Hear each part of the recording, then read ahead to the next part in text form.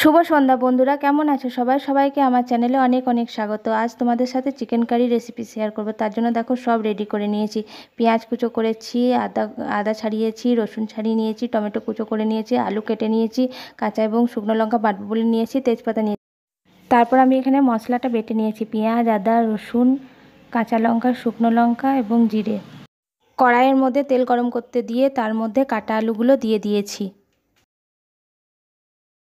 আলুগুলো লাল করে ভাজা হয়ে গেছে, দেখো আমি কড়াই থেকে তুলে নিচ্ছি। আলুগুলো তুলে নেওয়ার পর তেলের মধ্যে একটু চিনি এবং তেজপাতা দিয়ে দিয়েছি। কুচো করা পেঁয়াজগুলো দিয়ে দিলাম, নিয়ে ভালো করে নাড়াতে লাগলাম।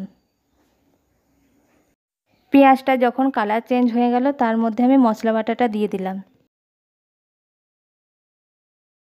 মশলাটা দিয়ে একটু নাড়াচাড়া করে তার মধ্যে কাটা টমেটোটা দিয়ে দিলাম।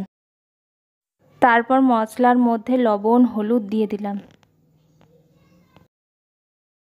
লবণ হলুদ মশলা তোমরা তোমাদের পরিমাণ মতন দেবে। এখানে আমার 750 মাংস, সেই পরিমাণ মতন আমি দিয়েছি। লবণ হলুদ দিয়ে মশলাটাকে আমি ভালো করে কষাতে লাগলাম। তারপর মশলার মধ্যে আমি ধুয়ে রাখা মাংসগুলোকে দিয়ে দিলাম।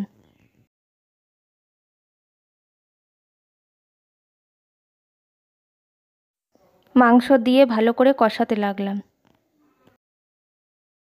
মাংস যত কষানো হবে ততই মাংসের স্বাদ বাড়বে।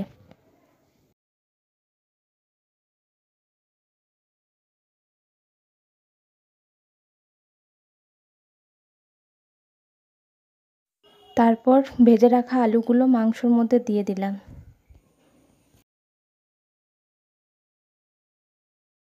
আলুগুলো দিয়ে মাংসটা আবার ভালো করে কষাতে লাগলাম।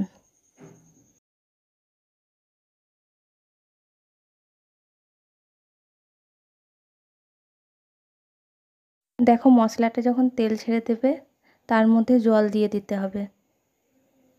আমি এখানে একটু বেশিই জল দিলাম, একটু ঝোল রাখবো বলে। তোমরা তোমাদের পরিমাণ মতন জল দেবে।